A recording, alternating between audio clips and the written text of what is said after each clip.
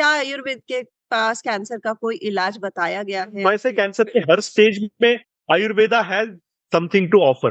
Prevention is better than cure. इलाज से बेहतर रोकथाम है। कैंसर की रोकथाम में प्रिवेंशन में आयुर्वेद की क्या भूमिका है? पहले डायबिटीज का भी ऐसा था, पता है ना, once a diabetic always a diabetic, ऐसा ये Right. पहले था। बाद में विद टाइम क्या हुआ, जैसे उसका डाइट और लाइफस्टाइल के साथ exercise, sugar intake, carbohydrate intake, इनके साथ सब लिंक जुड़ गया, तो वो आ गया। अभी नाउ इट्स अ फैक्ट कि उसको रिवर्स किया जा सकता है। हाँ। तो ऐसे बहुत सारे हैं लाइफस्टाइल डिसऑर्डर्स जो आयुर्वेदा से रिवर्स हो सकते हैं। दी गाइडिंग वॉइस हिंदी में आपका स्वागत है। टीजीवी हिंदी आपके बेहतर भविष्य के लिए, और मैं हूँ नवीन समला और मैं हूँ Payal Mittal. The guiding voice platform का फाउंडर एंड चीफ होस्ट यानी व्यवस्थापक और मुख्य मेजबान। और मैं हूँ टीजीवी हिंदी में आपकी को होस्ट।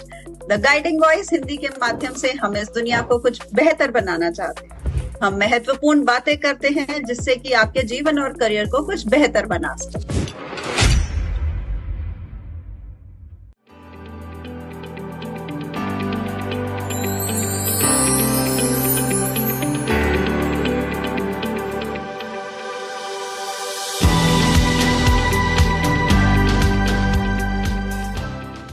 दोस्तों, आज हमारे टीजीवी हिंदी वर्चुअल स्टूडियो में हमारे साथ जुड़े हैं mister Deepak Gandhi ji.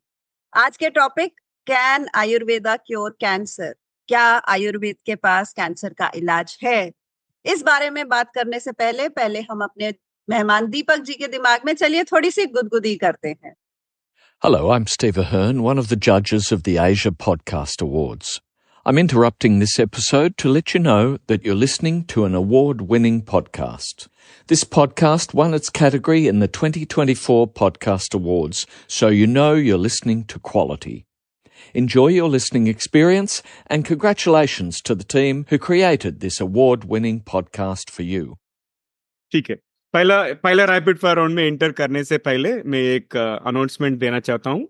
The guiding voice has won the Asia's best podcast award for 2024 and which was organised by radio info. और मैं सबको, द एंटायर टीजीवी फैमिली और अपने मेहमान और अपने ऑडियंस को, सब लोगों को धन्यवाद बोलना चाहता हूँ। Thank you so much for taking us here, because we started our journey like 4.5 साल के पहले हम शुरू किए थे, एंड बहुत सारे अप्स एंड डाउन देखे, but at least we started seeing some positive things and by creating difference, by making a difference in the careers and lifes of millions across the globe. So सब लोग को धन्यवाद, and please continue supporting us, we will go places. Alright, so Deepak ji, हम कुछ यादृच्छिक शब्दों का उल्लेख करेंगे और आपके दिमाग में जो आता है उसे साझा करना चाहिए। आप ज्यादा मत सोचना। आप तैयार हो तो हम शुरू करेंगे। जी जी, ठीक है। पहला शब्द फ्यूचर, भविष्य। ब्राइट। ठीक है। और ड्रीम, सपना। वो जो आपको सोने ना दे। मेरा favourite and self made quote भी यही है, like true dreams will never let you sleep. मैंने एपीजे अब्दुल कलाम जी के साथ इंस्पायर होके, like I created my own version of उनका कोट है ना। सो मेरा version, true dreams will never let you sleep. Awesome. And मेरा दूसरा शब्द जिज्ञासा, मतलब curiosity. Curiosity is the mother of inventions. वो तो सबसे पहले वही आता है दिमाग में। ठीक है। और धन, मनी। थोड़ा है, थोड़े की जरूरत है। बहुत क्रिएटिव आंसर है। और मेरे तरफ से आखिरी शब्द जिंदगी, लाइफ। जियो जी भर के, awesome. हर पल, हर क्षण। नवीन के बाद अब मेरी बारी है आपसे कुछ एक शब्द रैपिड फायर में पूछने की, और मेरी तरफ से आपकी तरफ पहला शब्द आ रहा है आविष्कार। जरूरी है। अगला शब्द स्वास्थ्य, health. It's not mere an absence of disease. It should be your complete well-being. The body, mind, and the soul. किताब। हमारे दोस्त जो कि बात नहीं करते। सही कहा आपने। और अगला शब्द जो आपकी तरफ से बहुत सारी आ रही है हमारे को, वो है ऊर्जा। उसके लिए क्या कहना चाहेंगे? ऊर्जा हमारा स्वभाव है। और मेरी तरफ से आखिरी शब्द आपके लिए है फिटनेस। फिटनेस वो भी शरीर मन दोनों के स्तर पे होना चाहिए, wow, physical amazing, mentally fit. Amazing. और दीपक जी, पहले रैपिड फायर राउंड में पार्टिसिपेट करने के लिए बहुत बहुत धन्यवाद। मैं अंडरलाइन करता हूँ पहले रैपिड फायर राउंड, बिकॉज दूसरा रैपिड फायर राउंड एपिसोड के अंत में है। जब तक स्टे अच्छा, ट्यून। और Deepak ji, hearty welcome to TGV Hindi. हमारे इस सफर में जुड़ने के लिए बहुत बहुत धन्यवाद। कैसे हो आप? बहुत बढ़िया सर। ऑलराइट, हम शुरू करते हैं। और शुरू करने से पहले हम पहला हमारे को जो भी आपसे कनेक्ट किया ना, जगन मंता जी और रमेश प्रताप जी और ब्रह्मचारी जी को थैंक यू बोलना चाहता हूँ, क्योंकि टीजीवी तेलुगु में हम एक सीरीज किए थे इसके पहले, आरोग्य श्री माता आरोग्य धामम फाउंडर्स के साथ, और हम काफी सारा टॉपिक्स आयुर्वेदा के बारे में कवर किए थे। और उसका कंटिन्यूएशन इसमें स्टैंड अलोन एपिसोड जेता हम कर रहे हैं। और ये सीरीज में हाँ। पहला मेहमान आप है। सीरीज नहीं बोलता हूँ, ये पूरा इंडिपेंडेंट एपिसोड्स रहते हैं, मगर आप श्री माता आरोग्य धामम के तरफ से पहले मेहमान हमारे टीजीवी हिंदी में। और हम शुरू जी करते हैं आपके जीवन और करियर से। और आप आपका ब्रीफ एलिवेटर पिच शेयर कीजिए, आपका बैकग्राउंड क्या है, आप बता दीजिए। जी जी, मैंने bachelor in Ayurveda medicine and surgery किया है, BAMS, अहमदनगर डिस्ट्रिक्ट, महाराष्ट्र से। उसके बाद में पूना का एक बहुत प्रेस्टिजियस इंस्टीट्यूट है, पुनर्वसु चिकित्सालय, वहां पे हम्म, 1 साल काम किया। फिर MD किया इन आयुर्वेद संहिता सिद्धांत। संहिता हम्म, सिद्धांत आयुर्वेद का वो ब्रांच है जिसमें जो पुराने टेक्स्ट है हमारे, जिसको हम संहितास बोलते हैं, जो कि कोडेड है, उनको डी कोड करके प्रेजेंट सिनेरियो में क्लिनिकल प्रैक्टिस में यूज करना होता है। तो या, उसके अंदर MD किया। उसके बाद में कुछ साल प्रैक्टिस के बाद में मेरे पास कुछ कैंसर पेशेंट्स थे। फिर हमारे एक सर है रिसेंटली जिनका देहांत हो गया, वैद्य दिलीप ओ, गाडगे सर। हम्म, उनके पास से मैंने कैंसर और आयुर्वेदा मैनेजमेंट उसके उसके नॉलेज प्राप्त किया, और फिर क्लिनिकल प्रैक्टिस में उसको यूज करना शुरू कर दिया। हम्म, तो ज्यादातर लाइफस्टाइल डिसऑर्डर्स ये देखते हैं। और मेरा अपना सेंटर है पुणे में, अच्छा, दौंड पुणे डिस्ट्रिक्ट में। हाँ, हम्म, और मैं विजिट करता हूँ श्री माता आरोग्य धामम में। और अच्छा, वैसे तो पेशे से मैं आयुर्वेदा वैद्य हूँ, लेकिन और एक मेरा एक डायमेंशन बोल सकते हैं जिसमें मैं आर्ट ऑफ लिविंग का टीचर भी हूँ, वाओ, हैप्पीनेस और वेलनेस प्रोग्राम के लिए। अच्छा अच्छा। जी आपका कनेक्शन रमेश जी के साथ आर्ट ऑफ लिविंग में हुआ क्या, नहीं तो बाहर, उसके बाहर? हाँ, मतलब दोनों चैनल्स ऐसे, वो आयुर्वेदा में भी है, आर्ट ऑफ लिविंग में है, और मेरा भी वही है, तो कनेक्शन हो गया। सही है, सही है। और मेरा दूसरा सवाल, आपका गाइडिंग वॉइस कौन है? गाइडिंग वॉइस हाँ, मेरा आपका गाइडिंग, हाँ, आपका गाइडिंग वॉइस कौन है यहाँ? हाँ, स्पिरिचुअलिटी में गुरुदेव श्री श्री रविशंकर जी है। अच्छा, और आयुर्वेदा में बहुत सारे लोग हैं। I am very fortunate, I have many people as my guiding angels, I can call them. वैद्य दिलीप गाडगे सर, लेट वैद्य दिलीप गाडगे सर, वैद्य श्रीरंग गलगली सर, हम्म, वैद्य मंदार भंगे सर, और एक है वैद्य शैलेश माली सर करके, to name some of them. Right right right, absolutely absolutely. और आप उसके बारे में बताने के लिए धन्यवाद। Payal, over to you. Yeah, जी आपके अब हम अगला सवाल आपसे ये पूछना चाहेंगे कि आपके सफर में सबसे ऊपर कौन सी ऐसी 3 चीजें रही जिसकी वजह से आप आज इधर पहुंच सके?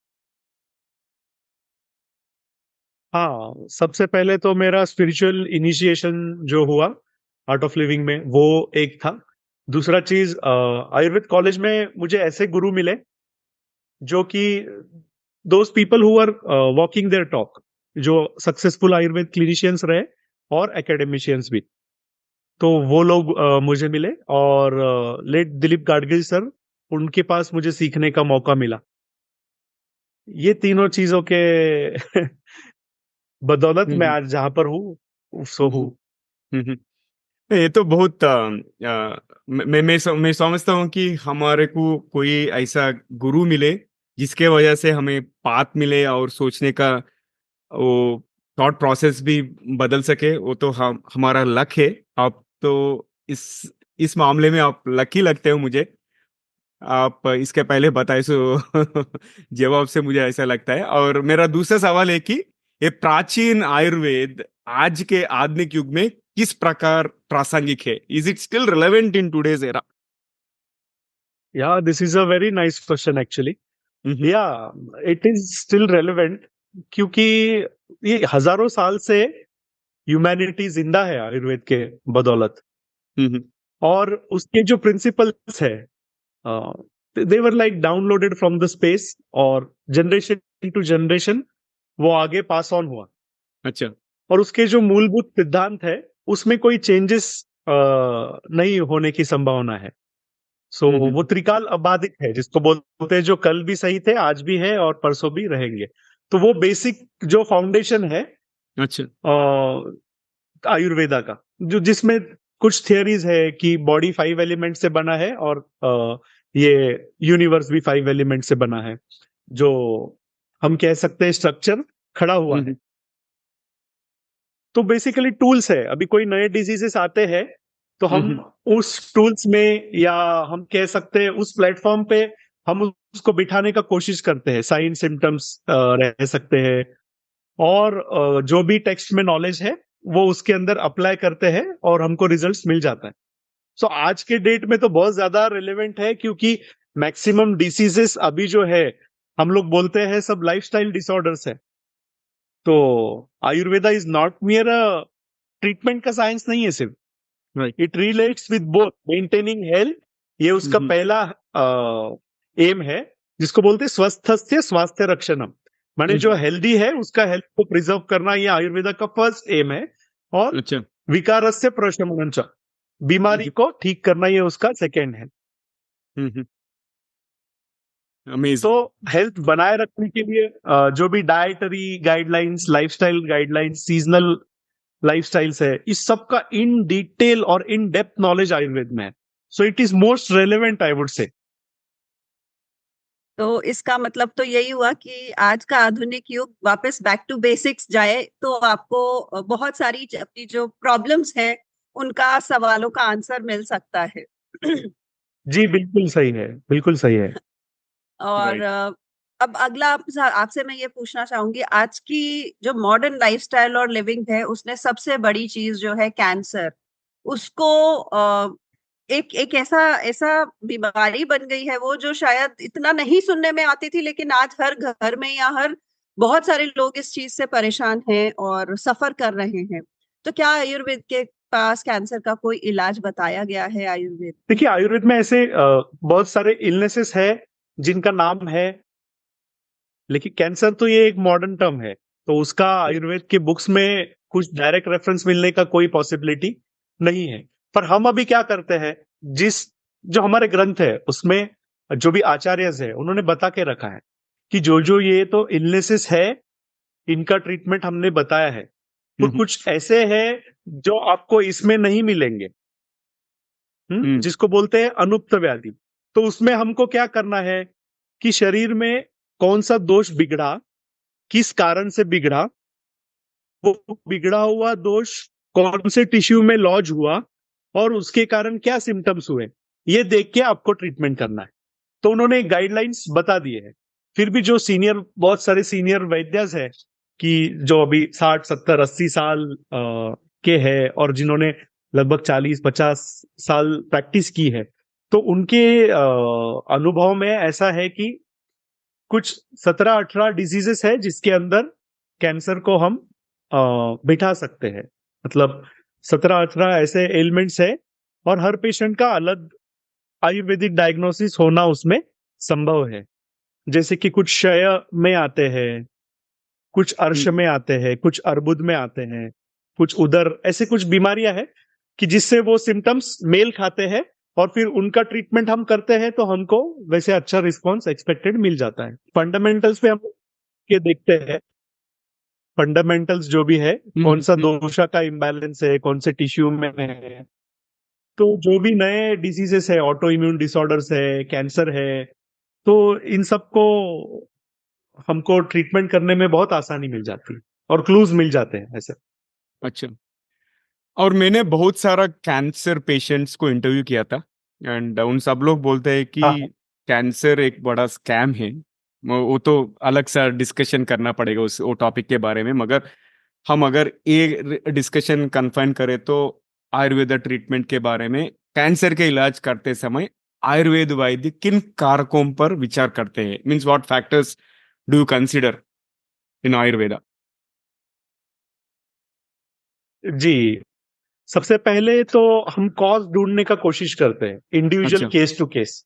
हम्म। कई बार हम उसमें होते हैं, क्योंकि आयुर्वेद में ट्रीटमेंट है संक्षेपतः क्रिया योगो निदानम परिवर्जनम। निदान मतलब जो उसका डिजीज का कॉज है वो दूर करना, ये आधा ट्रीटमेंट हो गया, इन शॉर्ट ट्रीटमेंट हो गया। अच्छा। तो उसके अगर डाइट में, लाइफस्टाइल में हमको जो जो चीजें मिलती है कि इस बीमारी का कारण है, तो वो सबसे पहले हम करने का, वो स्टॉप करने का हम उनको सलाह देते हैं।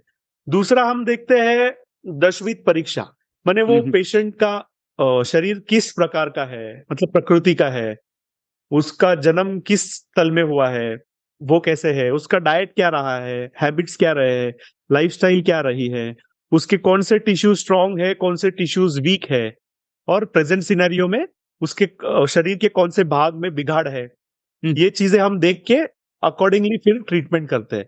बहुत सारी चीजें, हमारा लगभग केस टेकिंग आधा एक घंटा तक चलता है कई बार। अच्छा। हम लोग क्लूज देखते हैं और फिर बेस्ड ऑन दैट ट्रीटमेंट रहता है। तो treatment most of the times it is customize treatment, it varies. एक ही टाइप का कैंसर लेकिन अलग अलग पेशेंट्स में अलग अलग ट्रीटमेंट होता है, tailor made sort of. Ayurveda में कैंसर रोगियों की मदद कैसे करी जा सकती इसमें भिन्न भिन्न स्तर पे हम मदद कर सकते हैं। अभी कुछ लोग हमको अप्रोच करते हैं, मान लीजिए फीमेल पेशेंट्स है, फॉर एग्जांपल मैं बताता हूँ आपको, अबव 40 एज है, और कंसीव नहीं हुए हैं, और उनकी माता जी या दादी जी को या नानी जी को ऐसे कैंसर की हिस्ट्री है, फिर उनमें मॉडर्न इसमें टेस्ट करते, BRCA टेस्ट, तो वो पॉजिटिव है, तो उनको इसका मतलब ये होता है कि आगे जाके कैंसर होने का, ब्रेस्ट कैंसर होने का स्पेसिफिकली खतरा रहता है। तो वो प्रिवेंशन के तौर पर आते हैं, तो उसमें हम कुछ थेरेपीज करते हैं पंचकर्मा में, जो कि डिटॉक्स के लिए मदद करते हैं। तो उसमें जो बढ़े हुए दोष से ही बीमारी होती है, ऐसा आयुर्वेद का फंडामेंटल है। तो जो बढ़े हुए दोष है हम उनको पहले ही बाहर निकालते हैं, और जो भी टिश्यूज है जहां पे वो स्पेसिफिक बीमारी होने का ये है, तो हम उसको स्ट्रेंथन करते हैं। तो ऐसे बोल सकते कि उस स्पेसिफिक टिश्यू को हम स्ट्रेंथनिंग, उसका इम्यूनिटी सुधारते हैं, तो वहां जाके आगे कुछ बीमारी नहीं हो, ऐसा ये एक प्रिवेंटिव एस्पेक्ट हो गया। दूसरा, कुछ लोग डिजीज फ्री कंडीशन में आते हैं हमारे पास, मतलब कोई एक प्रकार का कैंसर है, उसके लिए सर्जरी हुआ है, कीमो हुआ है और रेडिएशन हुआ है, मतलब ट्रीटमेंट कंप्लीट हुआ है। फिर आगे जाके क्या करते हैं कि उनको सर्जन्स या फिजिशियंस मॉनिटरिंग करते हैं पीरियोडिकली, 3 मंथ 6 मंथ्स के बाद में टेस्ट करना होता है, ये देखने के लिए कि वो बीमारी फिर से आ रहा है क्या। तो उस स्टेज में भी बहुत लोग आते हैं हमारे पास टू प्रिवेंट रिकरेंस। तो उस इसमें आते हैं। फिर कई बार कैसे होता है कि कैंसर का ट्रीटमेंट चल रहा है, पैरेलली आयुर्वेदिक ट्रीटमेंट हम लेना चाहते हैं, ऐसे करके आते हैं, जिसमें कीमोथेरेपी, रेडिएशन के साइड इफेक्ट्स कम करना हो। अच्छा। इसके लिए आते हैं। दूसरा चीज है कि मेटास्टेसिस रोकने के लिए भी बहुत लोग आते हैं, कि जिसमें एक पार्ट में है कैंसर और उसका स्पेसिफिक, ले लीजिए मान के कि कोलोरेक्टल सीए है, लीवर और लंग्स में मेट्स होने का चांसेस है, तो हम पहले से वो जो अवयव है जहां पे मेट्स होने की संभावना है, उनको स्ट्रेंथनिंग का काम करते हैं। स्ट्रेंथनिंग इन द सेंस रसायन ट्रीटमेंट करते हैं। रसायन ट्रीटमेंट क्या है? स्पेसिफिक टिश्यूज के लिए स्पेसिफिक मेडिसिन रसायन बताए गए, तो हम उनका इस्तेमाल करते हैं। Right, got it. और तो दीपक जी, उसका उस स्टेज में फायदा होता अच्छा है। अच्छा और एक अच्छा। है इसमें मैं ऐड करना चाहूंगा, लोग रहते हैं जो जिनका इम्यूनिटी लो होने के कारण, बॉडी स्ट्रेंथ लो होने के कारण, या फिर एज बहुत ज्यादा होने के कारण, मतलब सीनियर सिटीजन्स 80, 85 ऐसा एज है, तो बहुत बार पेशेंट अगर विलिंग नहीं है सर्जरी के लिए, कंसेंट नहीं देते हैं, तो वो लोग हमारे पास अप्रोच करते हैं कि ऐसा ऐसा है, हम आयुर्वेदिक ट्रीटमेंट आपसे लेना चाहते हैं, हमको दूसरा अभी कोई ट्रीटमेंट करना नहीं है। तो हम बाकायदा कंसेंट लेके नॉन इन्वेजिव जो है उसमें ट्रीटमेंट करते हैं। राइट। और दीपक जी, हिंदी इंग्लिश में कहावत है, prevention is better than cure, इलाज से बेहतर रोकथाम है। कैंसर की रोकथाम में प्रिवेंशन में आयुर्वेद की क्या भूमिका है? जी, एक मॉडर्न मेडिसिन में भी है कि रिस्क फैक्टर्स बताते हैं कैंसर होने का, जैसे ओबेसिटी है, बाद में फैमिली हिस्ट्री है। उसके अभी फैमिली हिस्ट्री को तो अवॉइड नहीं कर सकते, लेकिन ओबेसिटी को कर सकते हैं, एडिक्शंस है, ये सब चीजें तो लोगों को पता है ऑलरेडी। पर आयुर्वेद के हिसाब से प्रिवेंशन में सबसे इंपॉर्टेंट चीज है कि सीजनल पंचकर्म है, जिनको कैंसर होने का रिस्क है, या उनका डाइट लाइफस्टाइल बहुत इरेटिक है।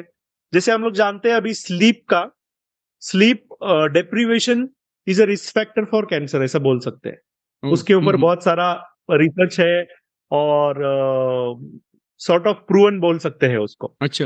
और हमारा बहुत सारे लोगों में होता है ऐसा कि स्लीप डिप्राइव है, तो उनके लिए हम कुछ कर सकते हैं। सजेशंस, शिरोधारा है उनका नींद अच्छा होने के लिए, क्योंकि आयुर्वेद में भी निद्रा को बहुत इंपॉर्टेंट माना गया है कि त्रयोग स्तंभ, 3 स्तंभ है जिनके ऊपर हमारा हेल्थ टिका हुआ है। जैसे स्टूल का 3 पाई होते हैं, उसमें पहले है आहार, दूसरा है निद्रा, और तीसरा है ब्रह्मचर्य। तो उसमें ब्रह्मचर्य के अभी डिटेल्स में नहीं जाऊंगा, बट आहार तो वो सबसे इंपॉर्टेंट हो गया, डाइट। दूसरा हो गया निद्रा, निद्रा माने स्लीप, तो वो भी एक इंपॉर्टेंट है। मगर ये 2 स्टूल के अगर लेग्स को धक्का लग जाए तो वो टिक नहीं पाएगा, गिर जाएगा, ऐसा है। लाइफस्टाइल है, तो बोलते हैं ना लाइफस्टाइल डिसऑर्डर है, तो लाइफस्टाइल करेक्शन, ये चीजें हैं। और आयुर्वेद का ऐसा मानना है, बड़े व्याधि जो भी है, ये ऐसे कैंसर जैसे, इनके ये होने के लिए दोष बड़े प्रमाण में शरीर में संचय होना जरूरी है, सैचुरेट होना जरूरी है। और बड़े प्रमाण में जो दोष संचय होते हैं, उनका ट्रीटमेंट के लिए पंचकर्मा बताया गया है, शोधन, तो वो दोष को बाहर निकालना, और रसायन ट्रीटमेंट जो कि टिश्यूज के लिए करते हैं। अच्छा। ये दोनों की है आयुर्वेदा और कैंसर ट्रीटमेंट में। जी, तो जो आप बता रहे हैं वो है बिल्कुल बेसिक, लेकिन समझने की बात है, और जरूरी है कि हम सभी समझ पाए इस चीज को। और अगली चीज है कि आज हम मॉडर्न एरा में हैं, मॉडर्न वर्ल्ड में हैं, तो मॉडर्न वर्ल्ड के साथ आती हैं मॉडर्न चीजें, जैसे कि आधुनिक दवाइयां या उपचार। तो बहुत सारी बात, ये एक कंफ्यूजन रहती है कि हम, अगर कुछ लोग जो आज भी आयुर्वेद को मानते हैं, आयुर्वेद की जो औषधियां हैं उनको आधुनिक उपचार के साथ, जैसे बीपी वगैरह की कुछ दवाई अगर उनकी चल रही है या शुगर की चल रही है, तो उसके साथ कैसे लिया जा सकता है, कैसे मैच किया जा सकता है? अभी ऐसे लेते हैं, कई लोग होते हैं हमारे पास, मान लीजिए नॉन डायबिटिक है और पहले से डायबिटीज का ट्रीटमेंट चल रहा है शुगर कंट्रोल में, और उनको उसके साथ में कुछ और बीमारी है, ले लीजिए साइटिका है, नी पेन है, या माइग्रेन है, तो उसके लिए ऑलरेडी ले रहे हैं ट्रीटमेंट, तो दे सकते हैं, उसमें कोई ऐसे दिक्कत नहीं है। जनरली हम प्रिकॉशन लेने के लिए बोलते हैं कि आपके डॉक्टर को भी आप ये इन्फॉर्म जरूर कीजिए कि मेरा इस एलिमेंट के लिए आयुर्वेदिक ट्रीटमेंट चालू है, और हमारा प्रिस्क्रिप्शन तो रहता है उसके साथ में। और थोड़ा गैप लेने के लिए बोलते हैं हम, दोनों दवाई लेने के लिए एक आधा या 1 घंटे का गैप रखने के लिए बोलते हैं। जैसे कोविड में भी बहुत इस्तेमाल किया है हमने पैरेलली, एलोपैथिक ट्रीटमेंट के साथ में आयुर्वेद का, उसका अच्छा असर हुआ ऐसे लगता है मुझे। अमेजिंग। और दीपक जी, ये ट्रीटमेंट ऑफ कैंसर में बहुत सारा स्टेजेस रहते हैं ना, और ये स्टेजेस के बारे में अगर हम बात करें सो, और ऑब्जेक्टिव्स भी होते हैं ट्रीटमेंट ऑफ कैंसर के इस जी। पूरा जर्नी में। सो ये विभिन्न चरणों में कैंसर के उपचार के उद्देश्य क्या है, means what are your objectives at various phases? Stage Yeah. Right right right, ये बहुत अच्छा सवाल है। बहुत बहुत लोगों को मतलब ऐसा लगता है कि कैंसर के लिए कोई एक दवाई है क्या आयुर्वेदा में, तो ऐसा नहीं है, ट्रीटमेंट है और बहुत सारे वेरिएबल्स पे ट्रीटमेंट डिपेंडेंट है, जैसा कि मैंने बताया। तो उसमें से एक वेरिएबल है स्टेज ऑफ द डिजीज। जैसे पता है मैंने पहले एक प्रिवेंशन का फैक्टर है, प्रिवेंशन ऑफ प्राइमरी ऑनसेट, मतलब जिनमें अच्छा। रिस्क फैक्टर्स है, फैमिली हिस्ट्री वगैरह, और टेस्ट कुछ पॉजिटिव है, आगे चल के आने का संभावना है, तो उसमें प्रिवेंशन के लिए पहला रोल है। दूसरा, प्रिवेंशन ऑफ सेकेंडरी ऑनसेट, माने पहली बार कैंसर डिटेक्ट हुआ और कंटेम्पररी या मॉडर्न मेडिसिन ट्रीटमेंट जो भी है वो पूरा किया, उसके बाद में डिजीज फ्री करके पेशेंट को डिक्लेयर करते हैं और फिर मॉनिटरिंग करते हैं कि क्योंकि फिर से छोटी अवस्था में ही वापस से पकड़ में आ जाए, तो उसमें टू प्रिवेंट सेकेंडरी ऑनसेट, इसमें भी हम लोग ट्रीटमेंट देते हैं। तीसरा है टू प्रिवेंट मेटास्टेसिस, मतलब कैंसर किसी एक भाग में है, उसका ट्रीटमेंट चल रहा है, लेकिन वो कहीं और स्प्रेड ना हो, इसके लिए ट्रीटमेंट का प्लान, माने टू प्रिवेंट एक अवयव से दूसरे अवयव में या एक स्थान से दूसरे स्थान में वो स्प्रेड ना हो, उसके लिए। और शुरुआती अवस्था में तो कैंसर का साइज कम करने के लिए ये भी चीजें है। और लेट स्टेजेस में क्या होता है कि कैंसर की जो भी गांठ है या उसका जो भी साइज है, वो कम करने से ज्यादा फिर पेशेंट का स्ट्रेंथ, उसका इम्यूनिटी बरकरार रखना, उसका क्वालिटी ऑफ लाइफ मेंटेन करना, ये सबसे ज्यादा पेशेंट्स हमारे पास आते हैं इसी एम को लेके, to maintain quality of life. फिर क्वालिटी ऑफ लाइफ में बहुत सारी चीजें, पेन रिलीफ है, उनका डाइजेशन ठीक करना है, स्लीप डिस्टरबेंस है वो क्लियर करना, उसके बाद में कॉन्स्टिपेटेड रहता है बहुत बार तो वो ठीक करना, तो उनका स्ट्रेंथ और इम्यूनिटी मेंटेन रखना, ये कई सारी चीजें हैं क्वालिटी ऑफ लाइफ के अंतर्गत आ सकती है ऐसे, तो जिसके ऊपर हम ट्रीटमेंट करते हैं। लेट स्टेज में कई बार ऐसा होता है कि ओल्ड पेशेंट्स है, लेट स्टेज में डायग्नोस हुआ है, डिजीज स्टेज 3 स्टेज 4 में है, तो बहुत बार पेशेंट खुद से ही बोलते हैं कि हमको अभी जितना नेचुरली सिर्फ ओपीडी बेसिस पे जितना मेडिसिन दे के हमारा जो भी लाइफ स्पैन है उसको आप सिर्फ बेरेबल बनाइए, हमारा लाइफ क्वालिटी ठीक रखिए, इतना के लिए ही हमको ट्रीटमेंट चाहिए, ऐसा क्लैरिटी होता है बहुत बार लोगों को। तो ऐसे कैंसर के हर स्टेज में Ayurveda has something to offer. अच्छा, कुछ एक दो एग्जांपल्स मैं आपको बता सकता हूँ कि ऐसे ठीक है। अलग अलग स्तर में। पहले मैंने प्रिवेंशन के कुछ एग्जांपल बताया, अभी दूसरा है कि कई बार कैसा है, पेशेंट का खुद का होता है, उनका मैं सर्जरी करूंगा, आगे कुछ नहीं करना है मुझे, और बहुत बार रिलेटिव्स और बाकी doctors they have to respect the patient's opinion और कंसेंट, तो उसमें उनको सिर्फ ये होता है कि देखिए ये करने से ये फायदा है, ये नुकसान हो सकता है, तो उसका उनको जानकारी देके फिर अगर वो आते हैं हमारे पास तो हम लोग केस ले लेते हैं, कंसेंट विथ रिटन कंसेंट। और फिर अभी एक केस था रिसेंटली कि सीए पिनिस था, उनको सर्जरी हो गया था, कीमोथेरेपी भी हो गया, बाद में उनको रेडिएशन का सजेशन दे दिया, पर पेशेंट का विलिंगनेस नहीं था रेडिएशन के लिए, कि जो भी है अगर होगा फिर से तो होगा, पर हमको नहीं करना है, अभी तक जो ट्रीटमेंट लिया वो हुआ है, तो अभी आप हमारे पास आते हैं कि आप आपसे अगर कुछ ऑफर कर सकते हैं ट्रीटमेंट्स इस स्टेज पे कि रिकर ना हो, तो हम लोग कंसेंट लेके केस ले लेते हैं। तो अभी कुछ केसेस है कि एक साल हुआ आयुर्वेदा ट्रीटमेंट पे है, मॉनिटरिंग कर रहे हैं उनको फिजिशियंस रेगुलरली 3 महीने से, फिर 1 साल के बाद पेट स्कैन भी किया है, वो नॉर्मल है, ऐसे केसेस है। कुछ में सिर्फ सर्जरी किया है, उसके बाद में कुछ उनको सजेशन मिला नहीं है, फिर रिकरेंस ना हो इसके लिए हमारे पास आए हैं। और कुछ एज ओल्ड और वो भी अच्छे हैं, अभी 1 साल के बाद पेट सिटी वगैरह नॉर्मल है।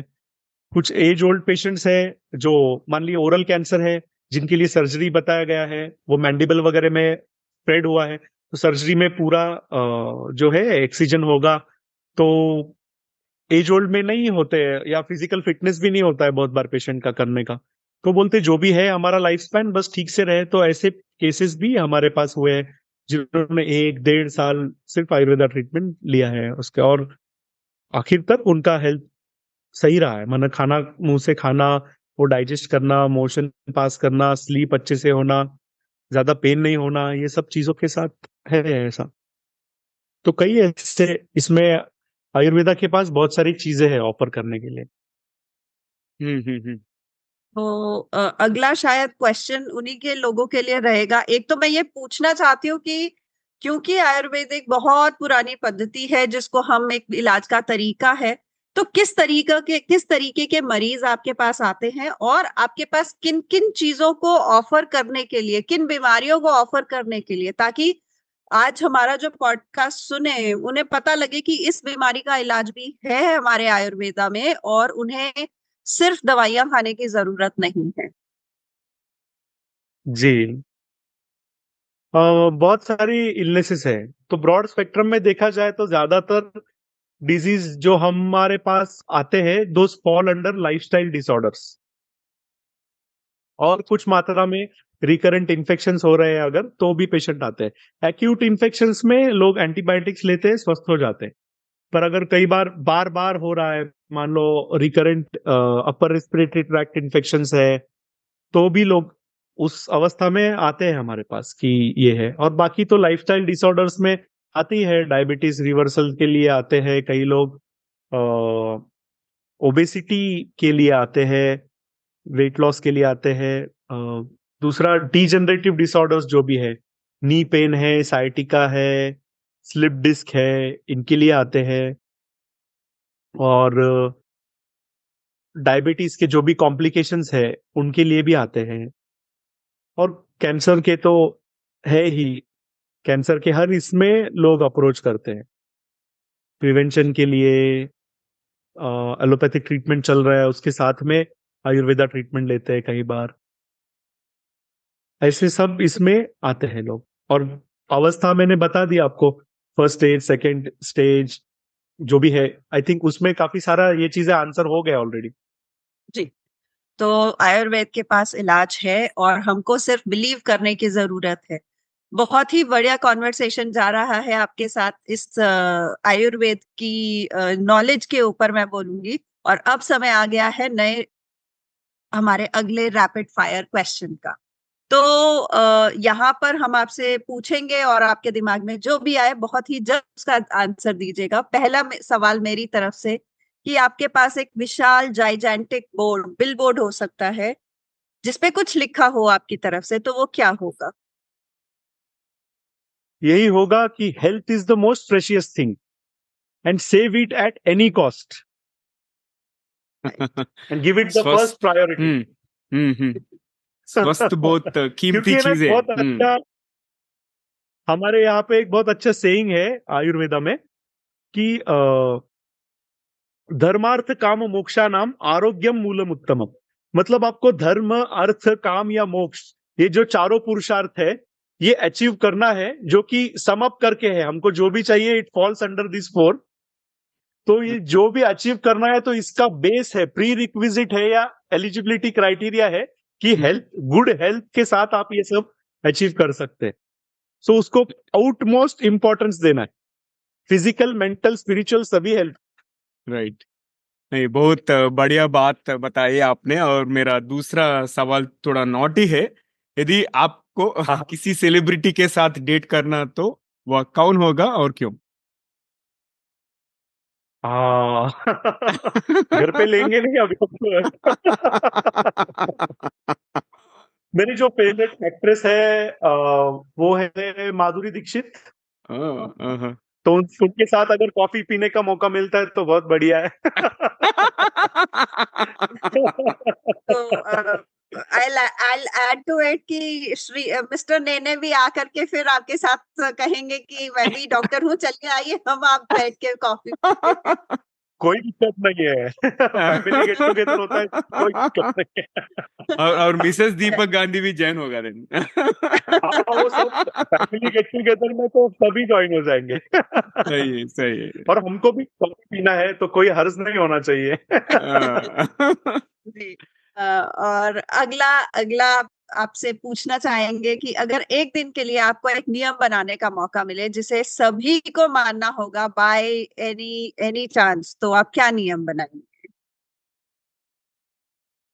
आयुर्वेदिक लाइफस्टाइल और मेडिटेशन, योगा, इनको इनकॉर्पोरेट करना है लाइफ में। राइट। नाइस। और दूसरा सवाल, अगर आपको किसी फिल्म के रीमेक में हीरो या हीरोइन बनने का मौका मिले तो आप कौन सी फिल्म करना चाहोगे, कौन सा कैरेक्टर चुनेंगे आप? हाँ, फिलहाल तो ऐसे देख के लग रहा है कि विलेन का ही रोल मिलेगा।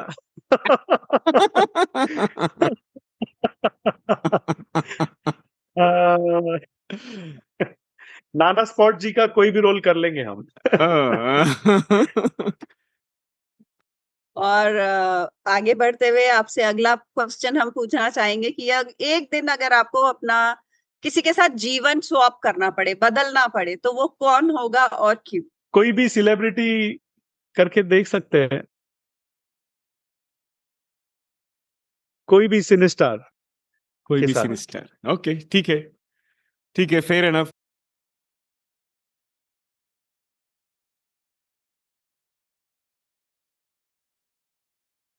दीपक जी, मुझे लगता है कि I think we have to prepare at least 50-60 rapid fire question ही पूछना पड़ेगा आपको। बहुत क्रिएटिव आंसर दे रहे हैं, मगर मेरे तरफ से एक आखिरी आखिरी सवाल है दूसरा रैपिड फायर राउंड में।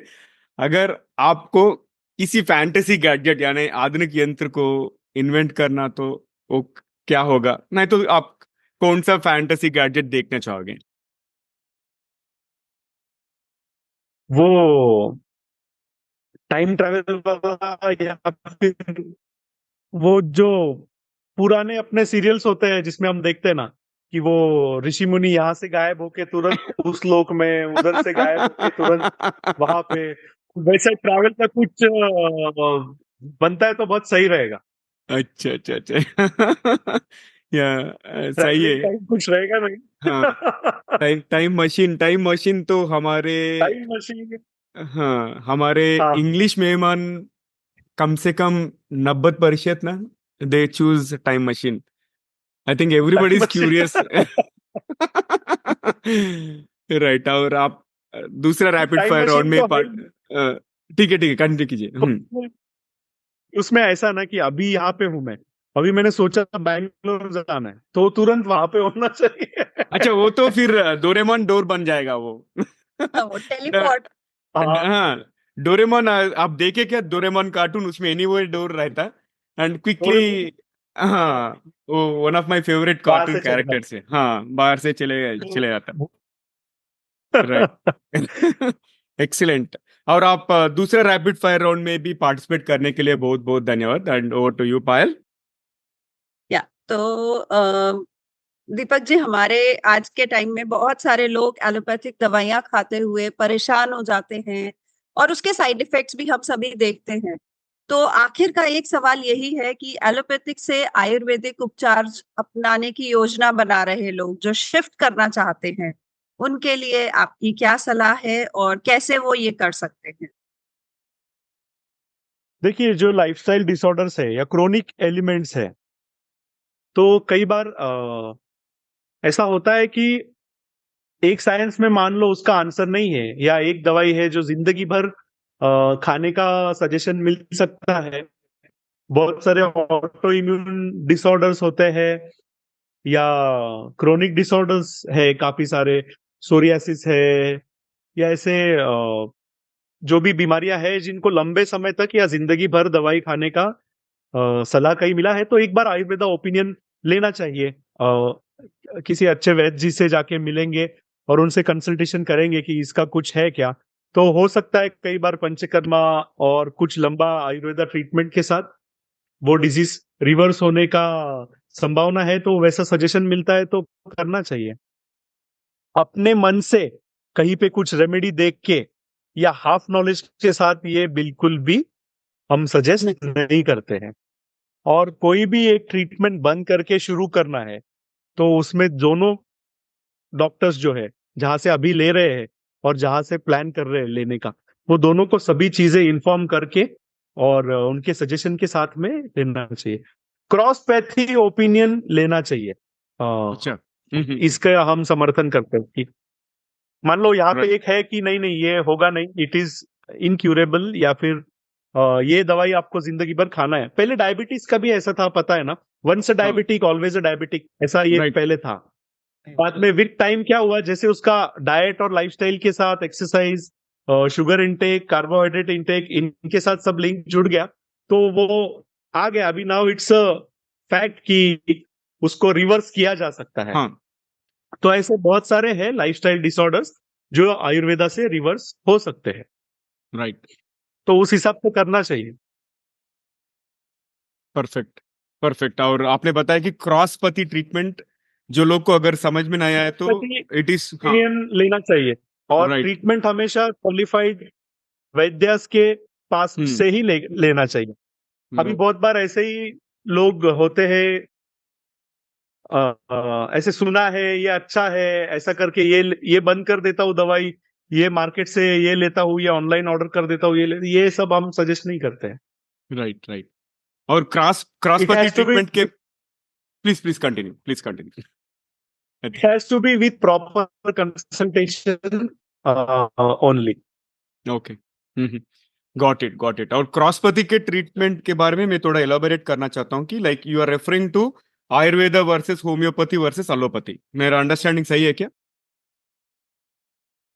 नहीं, वो वर्सेस नहीं, वर्सेस मतलब ऐसे फाइट नहीं है।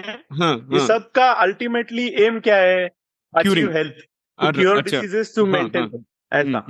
अच्छा। तो अभी कैसे एक इसमें मान लो आपको बोल दिया कि हम्म, इस कंडीशन में मान लो disc prolapse, surgery is the only option, ऐसे अच्छा, बोल दिया, या फिजियोथेरेपी, अच्छा। सर्जरी बोल दिया, मान लो एडवाइस कर दिया, तो Right. उसका पैरेलली आप जाके पूछ सकते हैं वैद्य से कि हमको ऐसा ऐसा।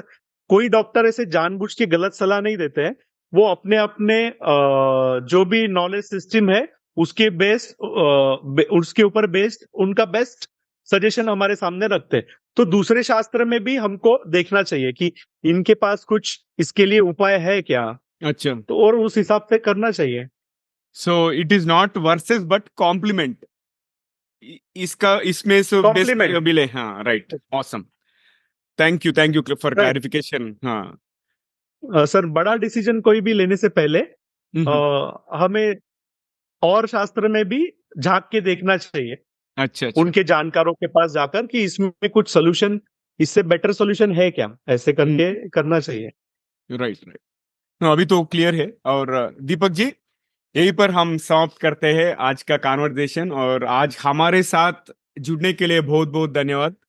और आपको टीजीवी हिंदी में इंटरव्यू एक्सपीरियंस कैसे लगा? नहीं, बहुत अच्छा, it was a very pleasure to be with both of you guys, और ये अच्छा लगा बहुत। रैपिड फायर भी बहुत अच्छा लगा, और काफी सारे चीजें हैं जो जनरल पब्लिक के अवेयरनेस में नहीं होते हैं। जब कोई सवाल जवाब करता है तो उसके थ्रू वो चीजें स्प्रेड होना, उसका अवेयरनेस क्रिएट होना, ये होता है। कई बार प्रेजुडिस होता है डॉक्टर्स के मन में भी, पेशेंट के मन में भी। सही है, तो थैंक यू। कई बार एलोपैथिक डॉक्टर को भी अवेयरनेस नहीं होता आयुर्वेदा के बारे में कि एग्जैक्टली क्या करते हैं। वो ऐसा मिसकंसेप्शन होता है कि एक कोई तो दवाई होगी, वो ट्रायल एंड एरर करते होंगे। तो ये जो आपने इंटरव्यू किया है, मेरे ख्याल से ये अच्छा है टू स्प्रेड अवेयरनेस। आपका मेरा दोनों का इंटेंशन सही है। राइट। और राइट। आप मराठी भी बोलते हैं क्या? हाँ, हिंदी, मराठी, इंग्लिश, ये 3 ऐसे प्रोफिशिएंटली अच्छा। हो जाता है। हम आपको वेरी सून टीजीवी मराठी में भी होस्ट करेंगे और इंग्लिश में भी होस्ट करेंगे। और थैंक यू आपका बहुत आज अच्छा। हमारे साथ जुड़ने के लिए बहुत बहुत धन्यवाद। Thank you once again. Thank you, it was a pleasure, thank you very much. और आखिरी के भाग से पहले आप सभी से एक विनती है कि अगर आपने अभी तक टीजीवी चैनल को सब्सक्राइब नहीं किया है तो अभी कर लीजिए। अगर आपको ये श्रृंखला पसंद आ रही है तो अपने 3 करीबी लोगों से शेयर कीजिए, उन्हें भी इसी बात में इसमें से कुछ ना कुछ फायदा जरूर होगा, या कोई टिप्पणी उन्हें भी पसंद आएगी। राइट। और दोस्तों, चलिए अब आज का सामान्य ज्ञान सुनते हैं।